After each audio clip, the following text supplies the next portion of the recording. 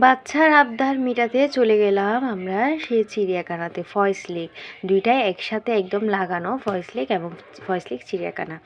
তো এই হচ্ছে চিড়িয়াখানাতে যাওয়ার সময় টিকিট কাটতে হচ্ছে, কেটে তারপর আমরা প্রবেশ করব। আর এখানে হচ্ছে ময়ূরের পেখম নিয়ে অনেকজন বসে আছে, কি সুন্দর লাগতেছে দেখে। তো চট্টগ্রাম চিড়িয়াখানাতে কারা কারা গিয়েছিলেন অবশ্যই আমাকে জানাবেন, আর পরিচিত হওয়ার জন্য।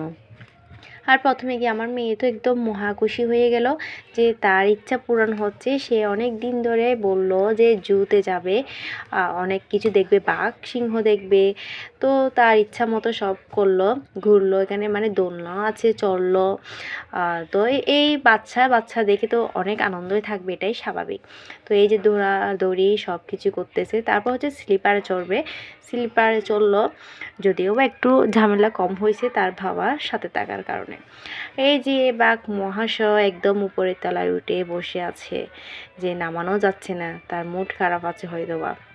আর এদিকে আমি মেয়েকে নিয়ে একটু কিছুক্ষণ ঘোরাফেরা করতেছি, চড়তেছি।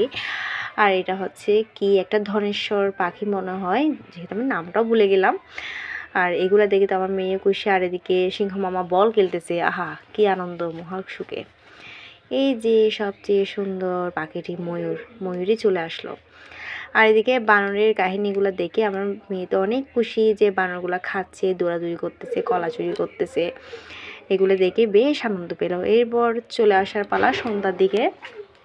তো রাস্তার মধ্যে বাদাম দেখলো, বরমশাইয়ের এখন বাদামগুলো কিনা লাগবে। এই যে দরদাম করতেছে, এখানে অনেক রকমের বুট বাদাম, মিশাল মুড়ি সব কিছু আছে। তো এগুলোর প্রতি আমার ইন্টারেস্টেড নয়।